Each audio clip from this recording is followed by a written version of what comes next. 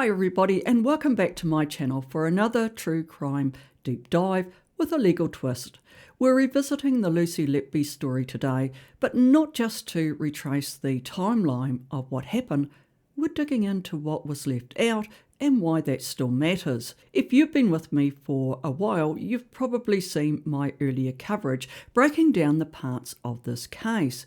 And if you're new here, well, here's a quick summary. Lucy Letby, a neonatal nurse at the Counties of Chester Hospital, was convicted of the murder of 7 babies and the attempted murder of a further 6. And it's alleged that these murders took place between June 2015 and June 2016. Lucy Letby is now serving multiple whole-of-life sentences in the UK, which essentially means she'll never be released. Importantly, Lucy Letby has consistently maintained her innocence, and there are good reasons why that stance matters more now than ever, because lately it's not what was said in court that's causing a concern, but what wasn't said. And here's where things started to shift. It now appears that exculpatory evidence may have been withheld during the trial, and this is deeply troubling because it not only reshapes the entire landscape of the proceedings, but it also goes to the heart of Lucy Letby's innocence. You will of course remember that the Letby verdict has been shaken by new facts from an expert panel, and it also appears that facts have been deliberately hid. This is more than a legal issue, it's a breach of public trust. Suddenly the question isn't just, was justice served? It was justice ever possible in the first place? Exculpatory evidence is basically any piece of information or evidence that helps to prove someone might be innocent of a crime they have been accused of. And here I'm specifically talking about the evidence given by Dr. B at Lucy Letby's trial. Now, Dr. B was a consultant paediatrician who worked at the Counties of Chester Hospital during the time of the alleged murders and was one of the key witnesses for the prosecution. Dr. B gave testimony at Letby's trial about baby O and baby P, 2 newborns who died just days apart. Importantly, Dr. B's testimony was emotionally charged, and for the jurors it must have been almost painful to hear her. When baby P's father begged the hospital to transfer the surviving baby, Dr. B was completely on board with the father's wishes. In court, she said, "Even though I didn't beg, in my heart I just wanted the baby to leave because I knew that was the only way he was going to live." That line hits hard, and the jury would have felt it. Dr. B didn't just testify, she told a story full of raw emotion. It's not a clinical judgment that she's giving, she was giving a personal view. You could hear the fear, the urgency, the rawness, or the instinct to protect a fragile life. It made Lucy Letby's alleged actions painfully real, especially when Dr. B described the babies as being in mortal danger, and that alone is a chilling phrase. Her testimony slotted perfectly into the prosecution's case, that Letby's actions weren't random or accidental, that they were intentional and hidden within what looks like routine care. The tricky part here is that the emotional value of the language can carry a lot of weight with a jury, and it can stir up empathy and paint a vivid picture, and it risks tipping the scales and making the jury feel rather than think. However, Dr. B wasn't the lone voice of concern at the Counties of Chester Hospital. She was part of a tight-knit group of doctors who were later dubbed the Gang of Four.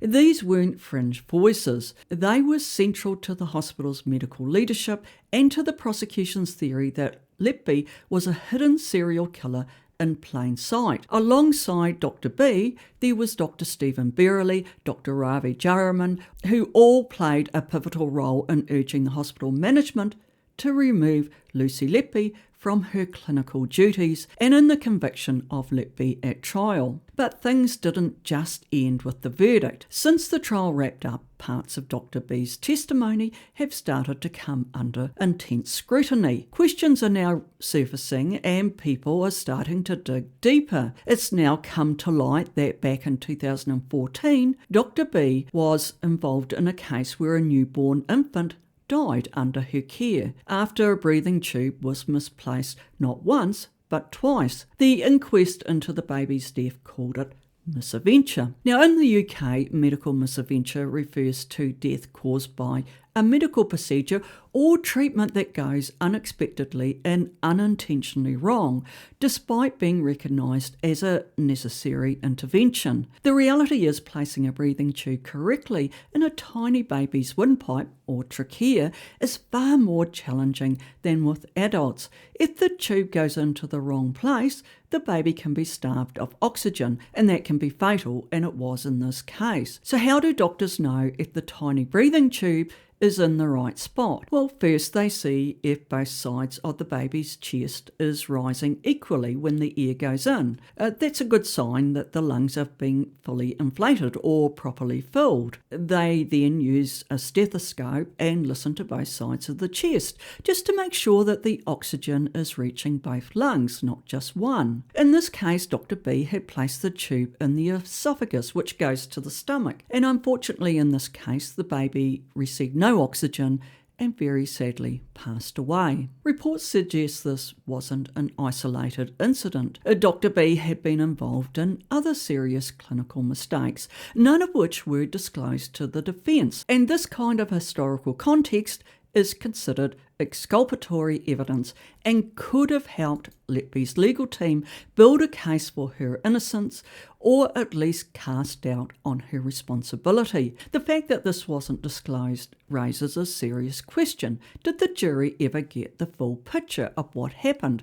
Because there were deeper simmering issues at the hospital. Issues like a communication breakdown between clinical consultants and management. Staffing was stretched thin, hygiene standards were slipping, and some of the clinical decisions made by consultants, well, they have since raised eyebrows with the international expert panel. All of this paints a very different picture. If those details had been laid out in court, they could have reframed the entire narrative and maybe even shifted the outcome. When a case leans heavily on circumstantial evidence, every scrap of exculpatory evidence matters. And in the Letby trial, here's something you cannot overlook. Not a single witness ever saw her harm an infant. Not one. Which begs the question, how airtight was the prosecution's case? And what about the statements that a key witness changed after the trial? And I'm not talking about Dr. Evans. On May 13 of this year, a memo from Dr. Ravi Jaraman dated back in 2017 when he wrote that Letby had called for help as baby K began to deteriorate. That's a major contradiction from his courtroom testimony, where he claimed she simply stood by, saying nothing. This isn't a technicality, it's a bombshell. If Dr. Jaraman wrote in 2017 that Letby did not call for help, then his testimony at trial says the opposite. And that's just wrong because it likely misled the jury. So if Letby was trying to harm baby K, why would she actively alert a senior doctor? That's not just puzzling, it's something that deserves serious scrutiny. This isn't just some technical slip-up, it goes right to the heart of whether the prosecution's case was built on solid ground. And what really unsettles things is that the memo contradicting key testimony only surfaced after Lucy Letby had been convicted, and that's huge. And then of course there's Dr. Evans, the prosecution's own medical expert, who has since changed his opinion on the cause of death in at least 3 cases. I've never heard of that happening. When the lead expert walks back their conclusions, that's not just a minor detail. It's a signal that the original narrative might not have held up under closer scrutiny. So what does this tell us? Well, it tells us that the jury didn't hear the full story. They weren't shown a balanced view. The police and the prosecution failed the jury, and as a consequence, justice failed Lucy Letby. Think about that. Key witnesses with documented errors, contradictory statements, and experts walking back their conclusions. And the evidence that could have changed everything left out of court. So here's the question. Did prosecutors fail to disclose because they missed it, or because it threatened their case? In the UK, the rules are very clear. Prosecutors are legally required to hand over any evidence that could weaken their own case or that could help the defence's case. And it's not just an optional extra, it's a duty under the Criminal Procedure and Investigation Act. Now, if something gets missed by accident, it's usually just called a disclosure failure. It's not ideal, but it does happen. But what happens when the evidence is deliberately buried? And it's not a slip-up. That's an abusive process, and yes, it is a criminal offence. It's not just about bad ethics. Withholding exculpatory evidence can rob someone of a fair trial. And under Article 6 of the European Convention of Human Rights, that's a direct violation. You might think that if a prosecutor hides key evidence, justice will instantly take action. But the truth is, the system doesn't move fast. Courts are cautious, or even reluctant, when it comes to calling out misconduct within the justice system. For anything to trigger serious consequences, that failure has to be intentional and egregious. A simple oversight, even one that costs someone a fair trial, may not be enough to cross the line into criminal or civil liability. And that's particularly unsettling because when the boundary between a mistake and misconduct is so narrow, the system begins to feel less like a guardian of truth and more like a gatekeeper of technicalities. The Lucy Letby case is nowhere near settled. Inquiries and reviews are still unfolding, and the most serious question remains: why was Lucy Letby wrongly convicted? Did the court really have a full picture, or just a version shaped by what was presented by the prosecution? Let me know in the comments, but until next time, take care.